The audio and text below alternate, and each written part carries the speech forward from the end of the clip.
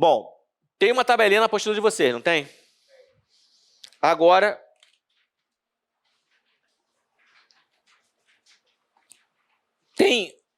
quando você tem a parada, ela pode ser por causa chocável, ritmo chocável, fibrilação ventricular e taquicardia ventricular sem pulso, chocável, você pode desfibrilar. Mas tem os ritmos não chocáveis, que você não pode desfibrilar. A ESP, atividade elétrica sem pulso, e a sistolia. São os dois ritmos não chocáveis. Pergunta de prova. Tá? Quando você não pode chocar, em especial na AESP, atividade elétrica sem pulso, o objetivo é você tratar a causa. E a causa é categorizada num mnemônico chamado 5H e 5T. Ou seja, 5 causas que teoricamente começam com H e 5 causas que começam com T. Aí vem aquela questão maldita de concurso e fala assim, quais são os 5 Hs ou quais são os 5 T? Isso está caindo em prova, gente. Tem que fazer o que com isso aqui? Decorar. 5H, hipóxia, hipovolemia, que é a principal causa de AESP, tá? Hipovolemia é a principal causa de AESP. Acidose, aí presta atenção, porque a acidose não é com H, mas a acidose é excesso de íons de hidrogênio, então eles pegaram o hidrogênio para botar na lista do H, tá? Mas o que vem na prova é a acidose. Hipo ou hipercalemia, tanto um quanto o outro faz parada cardíaca. E hipotermia, são os 5 Hs.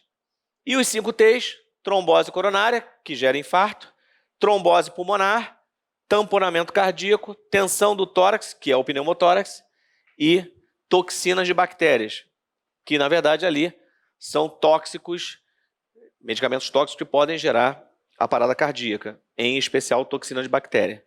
Então, presta atenção na hora de estudar nos 5H e nos 5 T's. Isso é questão de prova. Tá ok, pessoal? Então tem que sentar e tem que dar uma estudada. E a pergunta é direta, quais são os 5Hs e quais são os 5 T's? Ou o cara fala assim, são os 5Hs da ESP, exceto, aí o cara pega uma hipotermia da vida e vira para hipertermia e pergunta qual que não faz parte. É assim que está caindo. Ok? Bom, ritmos chocáveis, fibrilação ventricular e taquicardia ventricular sem pulso. A cada 2 minutos checa o ritmo. Preciso repetir a voltagem do desfibrilador? Se for monofásico, 360. Se for bifásico, 200. Tá? Então, cuidado com isso em prova. Bifásico, 200. Monofásico, 360 joules. Tá? Pergunta de prova. Ok? Quais são os ritmos chocáveis e a voltagem do desfibrilador quando você vai desfibrilar. Bem, e os ritmos não chocáveis? A sistolia e a atividade elétrica sem pulso. A sistolia é de pior prognóstico, tá? Geralmente causas cardíacas por arritmia, difícil de reverter, prognóstico muito ruim. E a ESP você ataca a causa, ou os 5Hs ou os 5 T's. Corrigiu a causa, volta o processo. A ESP, só para vocês entenderem, a atividade elétrica sem pulso. O ritmo no monitor está organizado, você vê o ritmo cardíaco, mas você não consegue palpar o quê? Pulso. A hipovolemia é a principal causa. O que significa? O coração está pronto para bombear, só não tem o que bombear. Aí tu dá volume para o cara, ele recupera. Você restabelece a parada. Tá? Por que eu não posso desfibrilar? Porque senão eu perco o ritmo organizado. Aí tu vai ter que começar tudo de novo. Por isso que não desfibrila. Bom, tratamento da parada cardíaca com ritmos não chocáveis. Se identificado um ritmo organizado do monitor e o paciente não tem pulso, isso é a ESP. Acabei de explicar. Tá? E aí, os livros de terapia intensiva determinam o protocolo de linha reta. O que é isso, gente? A sistolia é uma linha reta. Qual é o perigo de você abrir um protocolo de parada cardíaca sem checar se essa linha reta é uma parada mesmo? Porque pode ter soltado um cabo do monitor. E isso é o chamado protocolo de linha reta. Já tinha ouvido falar? Protocolo de linha reta é um protocolo seguinte. Antes de você startar o processo da parada, checa se essa linha reta é uma parada. Então, a primeira coisa, olha os cabos. Vê se o comprimento da onda no monitor está adequado, porque às vezes o cara bota uma onda tão pequena que não aparece.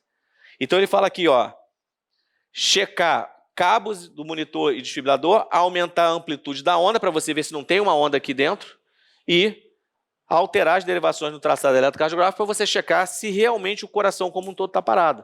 Isso é feito rápido, tá? Mas é o chamado protocolo de linha reta, tá? Se alguém for fazer prova especializada em terapia intensiva, por exemplo, EBC é terapia intensiva, eles cobram isso daqui. Provas gerais, não. Provas gerais, não, mas EBC é terapia intensiva cobra, tá? E aí, durante a checagem do protocolo, traçado pode permanecer inalterado, aí é uma sistolia ou uma fibrilação ventricular fina que você vai tratar desfibrilando. Se o paciente apresentar um traçado organizado, é a ESP, e aí a gente vai atacar a causa. Bom, pessoal, da parte de parada cardiorrespiratória, suporte básico foi. Agora, nós vamos entrar na parte de traumatismo e vou ser sincero com vocês. Essa parte passa voando. Por quê? Cai pouco, mas cai. E quando cai, faz estrago, porque quase ninguém estuda isso aqui para concurso. São perguntas eventuais, mas a vantagem, cai sempre as mesmas perguntas. Então, eles vão perguntar sempre as mesmas coisas, tá? Então, agora vamos passear pelos traumatismos e eu vou mostrando para vocês o que cai em prova. E aí vocês vão marcando e vão estudando aquilo ali, tá? O traumatismo crânioencefálico, que é o primeiro, eu gosto sempre de chamar a atenção que a lesão de couro cabeludo, quando arranca só o couro cabeludo e sangra pra caramba, porque é bem vascularizado, aquilo é um TCE, tá? Muita gente acha que só o couro cabeludo não é um traumatismo. É classificado dentro do traumatismo craniano. Embora seja leve, é um tipo de TCE. Isso é pergunta de prova, tá? E a partir dali você pode ter desde o couro cabeludo até afetar o encéfalo. E aí nós temos os tipos de lesão cerebral. Aí pergunta de prova está aqui, ó. Quais são as principais lesões difusas que a lesão cerebral causa? Então nós temos dois tipos, as concussões e a lesão axonal difusa, que eu vou explicar rapidamente para vocês. Mas entre elas, eu tenho a contusão cerebral. Olha o nome, gente. Contusão dá sinal de pancada. Então, força de aceleração e desaceleração ou traumatismo não penetrante, que bate, mas não penetra. Contusão cerebral eleva a pique, pressão intracraniana. E tudo que eleva a pique causa risco de morte. Então, contusão cerebral, o paciente fica em observação internado. Diferente da concussão, que a gente vai ver que ele fica em observação e é liberado. Contusão cerebral tem que intervir, porque o cara pode elevar pique, tá? Caracteriza por perda da consciência associada a estupor e confusão mental e pode durar até 36 horas as alterações neurológicas diretas da contusão. Hemorragia intracraniana, grave ou simples? Olha o nome, está sangrando dentro do cérebro. Grave. Aí o que a gente faz? Localiza apenas o sangramento. Então tem a hemorragia epidural, acima da dura mater, que é, né, de todos, talvez o menor risco. A subdural, abaixo da dura mater, e a intracerebral, dentro do tecido cerebral. Aí o texto vai apresentar para vocês o local de sangramento e dizer que a intracerebral é a mais grave. Então, quando você fala em hemorragia intracerebral, está sangrando ou dentro do cérebro, intracerebral, ou abaixo da dura mater, subdural, ou acima da dura mater, chamada epidural, tá? Concussão é uma das que mais cai em prova. Já viram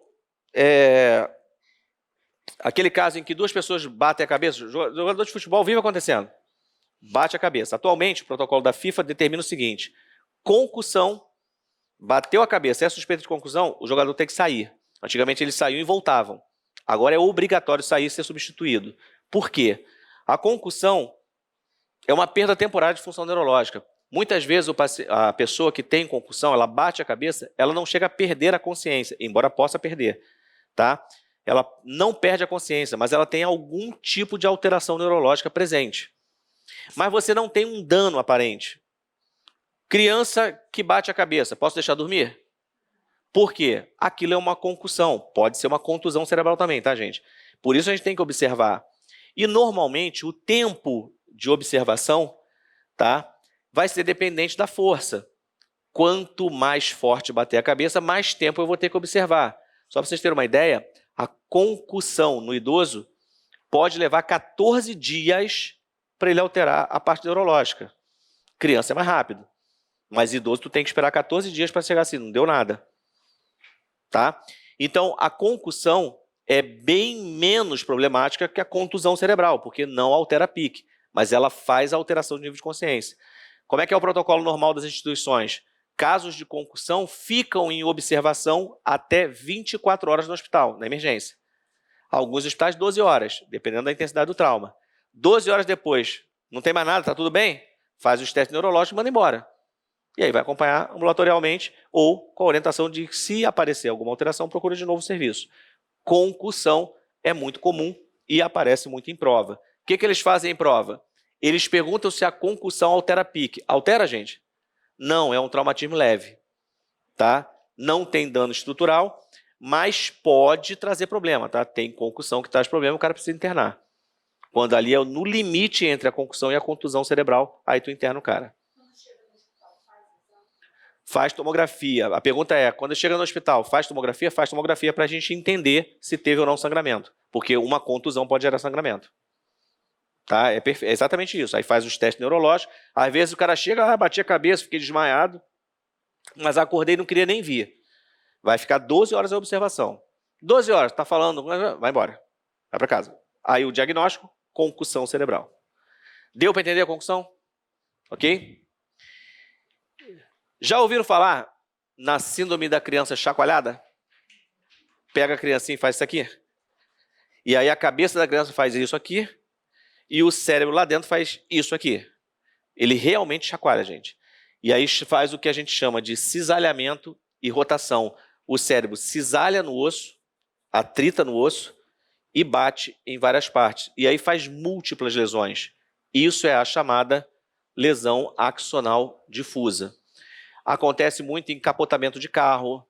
O cara que está parado no sinal de trânsito, vem um carro por trás e bate, e pega o motorista desprevenido, que aí a cabeça vai lá na frente, chacoalha, e isso faz lesão axonal difusa. É gravíssima, e perdendo só para hemorragia intracraniana, porque aí dependendo do volume fica muito grave, concussão, contusão, lesão axonal difusa, a lesão axonal é a mais grave. Altera a pique e mata o paciente se você não controlar aquilo. Deu para entender a lesão axonal difusa? Então é só lembrar da síndrome da criança chacoalhada. Chacoalhou a criança, faz LAD, lesão axonal difusa. Bem, agora vamos falar traumatismo em base de crânio. Questão de prova, tá? Traumatismo em base de crânio. Quando tem fratura de base de crânio, tem 2 sinais clássicos. Tem vários, tá, gente? Por exemplo, fraturou base de crânio, saída de líquor e sangue. Líquor ou sangue, ou os dois. Pelo ouvido, otorreia e otorragia. E pelo nariz, rinorreia e rinorragia. Isso é típico de base de crânio. Agora tem 2 sinais que as bancas cobram. Olhos de guaxinim. Já ouviram falar? Hematoma periorbicular. Parece que tomou 2 socos no olho. Então, isso é o chamado olhos de guaxinim, é típico de fratura de base de crânio.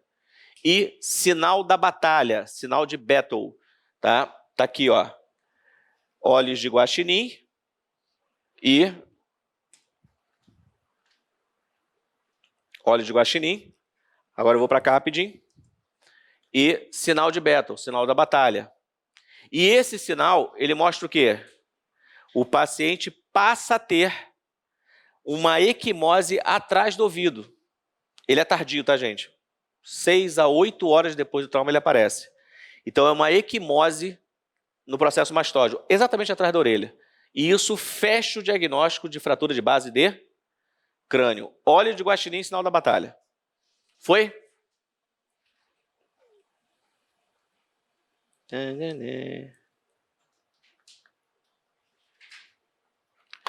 Fechou, gente? Pergunta de prova. Qual é o tipo de fratura que gera olhos de guaxinim e sinal de beta ou sinal de batalha? Fratura da base do crânio. E fratura de base de crânio não pode jamais fazer sonda nasogástrica. Nasogástrica jamais. Porque a fratura de base de crânio pega o assoalho nasofaríngeo lá atrás. Qual é o risco? No momento que você passa uma sonda nasogástrica, ela desce ela vai pelo nariz, bate no assoalho nasal e desce. Se a fratura estiver ali, a sonda vai passar direto e vai parar onde? No cérebro do paciente. Você vai fazer a encefalização da vítima.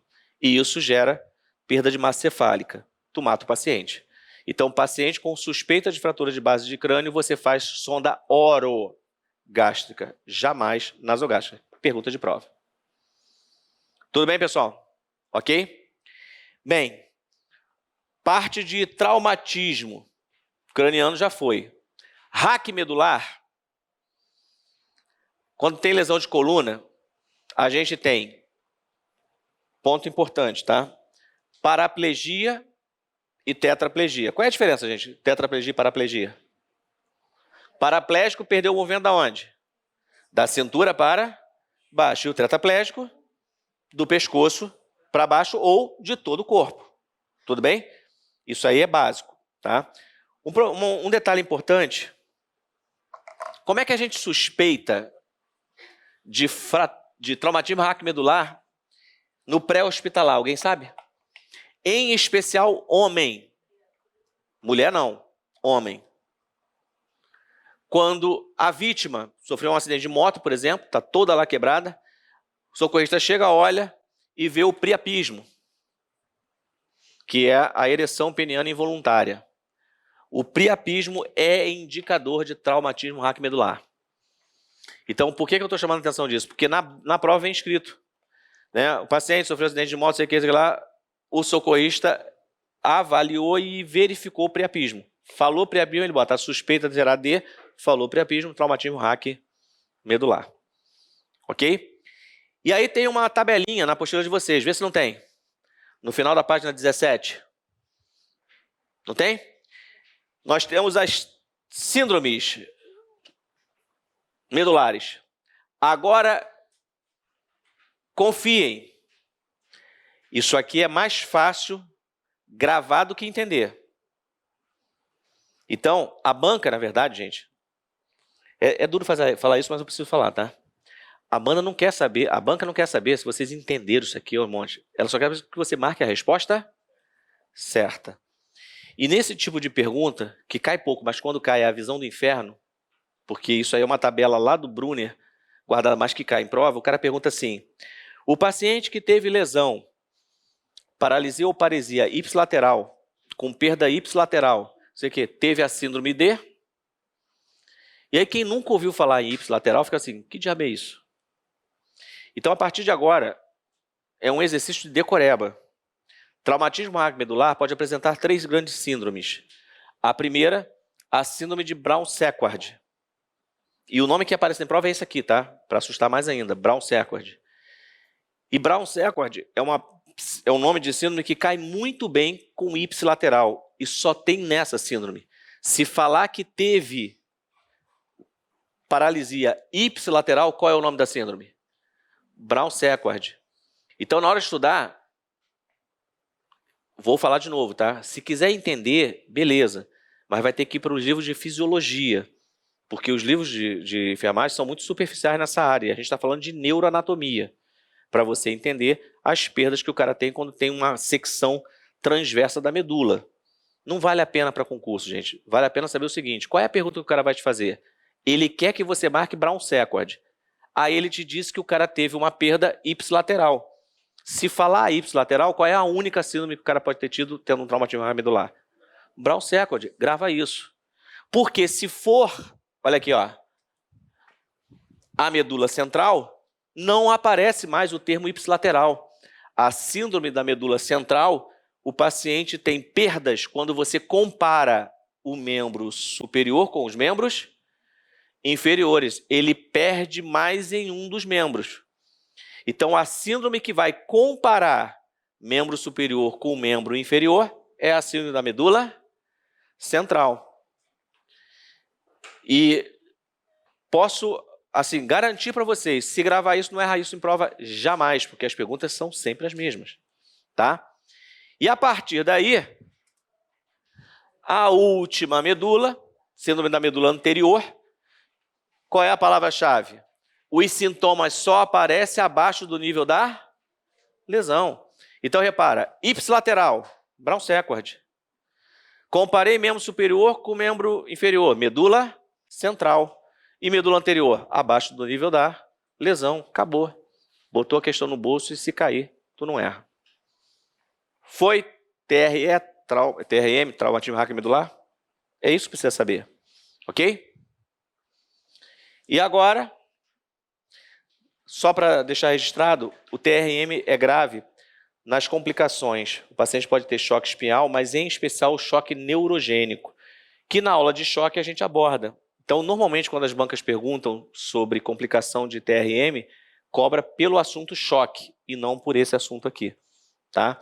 Existem o choque neurogênico, existe tromboembolismo, porque o paciente fica parado na cama, paralisado, e algumas outras complicações que o paciente pode apresentar. Deixei registrado só para não dizer que eu não abordei as complicações, mas em especial o choque neurogênico da aula de choque faz associação com o TRM, ok? Bom, agora a questão que mais cai. De todo o traumatismo, esse assunto aqui é o que mais cai.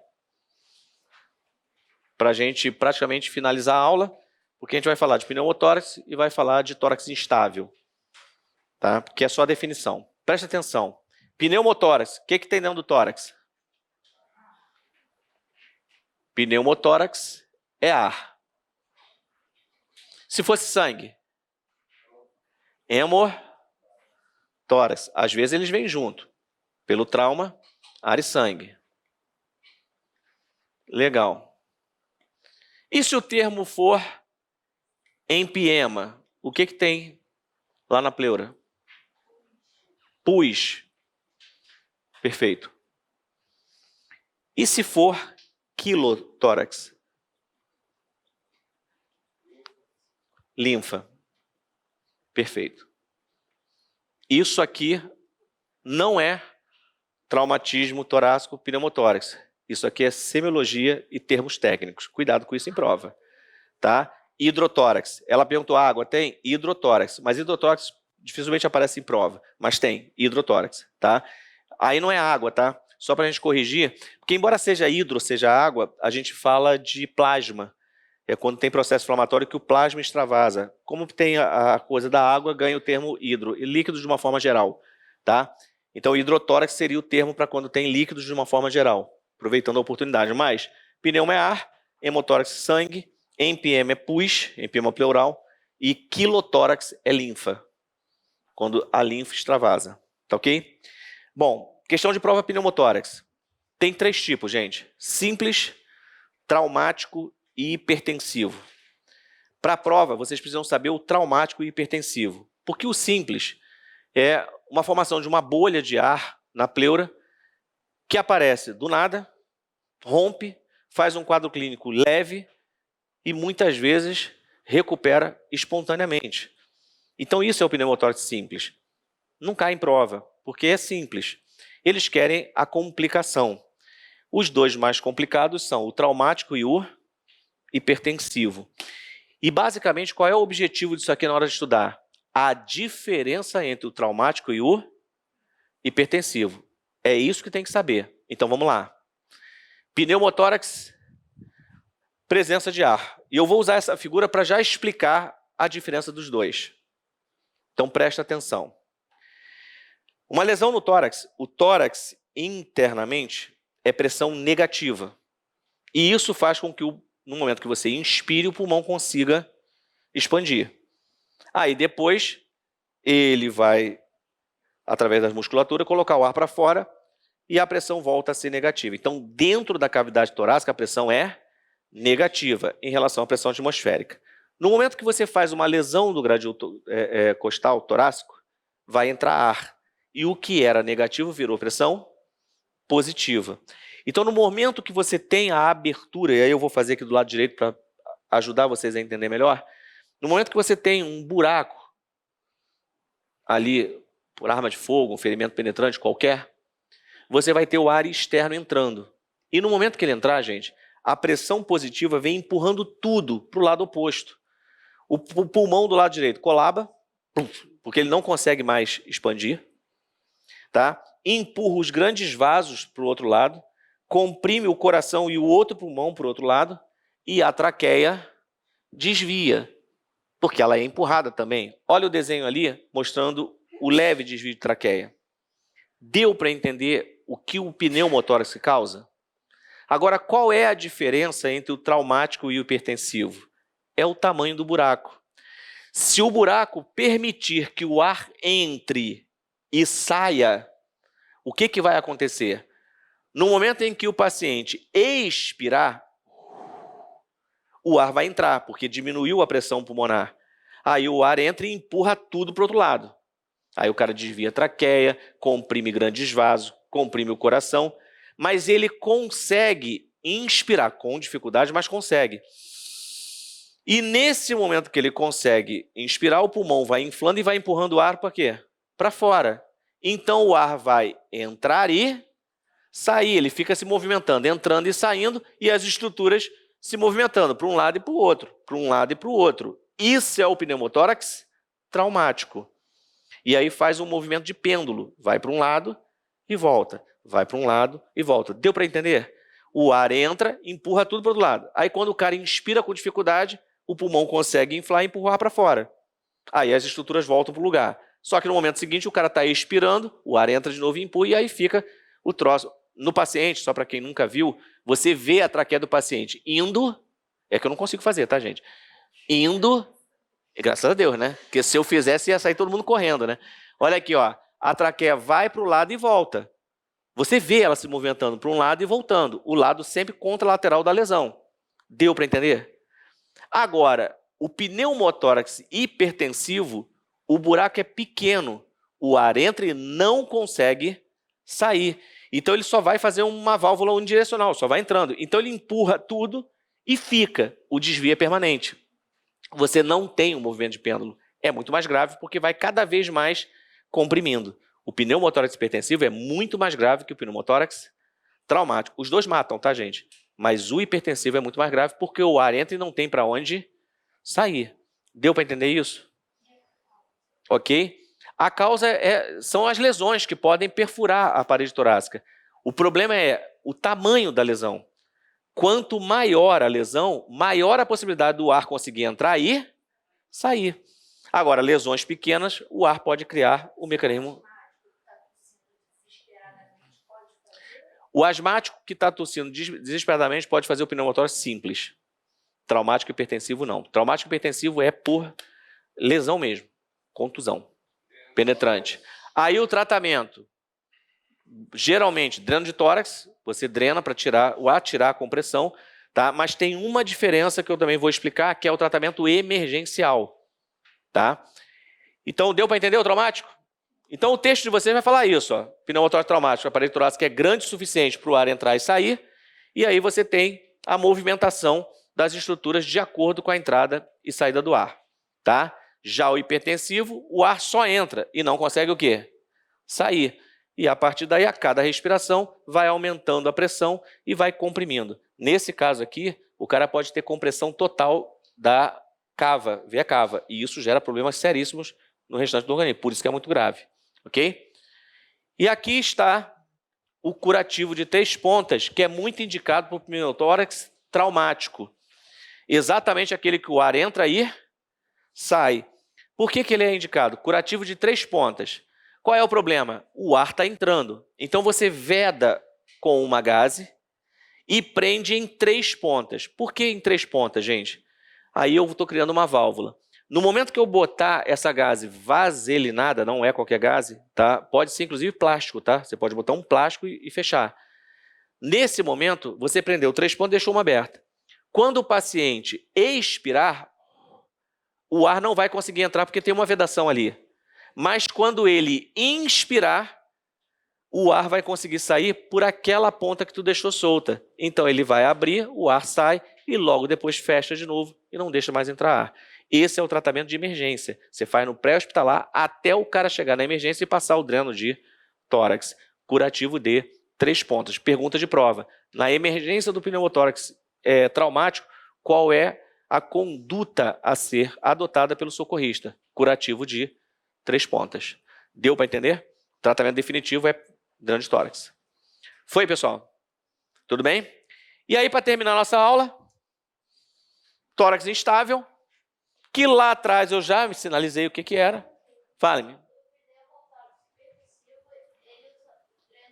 Dreno de tórax. Pneumotórax hipertensivo tem que ser o dreno de tórax, porque o buraco é pequeno e por mais que você... Olha só, na emergência, tem muita gente que preconiza usar o curativo fechado. Você fecha para não deixar entrar mais ar. Mas você não resolve o problema do ar que está lá dentro. Esse é o problema do hipertensivo. Por isso que o tratamento tem que ser dreno de tórax. O traumático, como o ar entra e sai, o 3 pontas ajuda a controlar a pressão, tá? Tórax instável. A única pergunta feita sobre esse traumatismo aqui é a definição. Eles dão a definição e perguntam o que é. Gente, tórax instável é uma fratura que acontece nas costelas quando você atinge 3 ou mais costelas adjacentes, ou seja, sequenciais. Elas têm que ser contíguas, uma atrás da outra. Se você quebra 3 em 2 segmentos dela, como está na figura ali, ó, tá vendo? O gradil costal quebrado em 3 costelas, em 2 pedaços dela, o pulmão perde sustentação imediata. Para quem não sabe, para o pulmão poder expandir, ele se apoia por ligamentos na musculatura da parede torácica. Se você fratura a costela, o que acontece? No momento que o cara vai inspirar, o que você visualiza? Ele inspira, o lado que não está fraturado expande e o lado que está fraturado afunda. E é um negócio estranho, porque você vê um lado expandindo e o outro afundando. Tem uns vídeos que circula por aí que você, se você botar hoje no Google, se você quiser ver, você bota lá, tórax instável, você vai ver os vídeos. É um negócio muito bizarro, porque se for do lado esquerdo, você vê inclusive o coração batendo na pele, porque como perdeu a costela ali, pela fratura, o coração bate na pele direto. E aí, a cada movimento respiratório, o troço afunda. Isso é tórax instável. Por definição, 3 ou mais costelas fraturadas contíguas, tem que ser sequenciais, em 2 lugares ou mais. E aí você perde sustentação pulmonar. Pergunta de prova: qual é o nome da lesão em que ocorre fratura de 3 ou mais costelas contíguas em 2 ou mais pontos? Resposta: tórax instável. Fechou. Com isso terminamos nossa aula. Até o próximo encontro, se Deus quiser.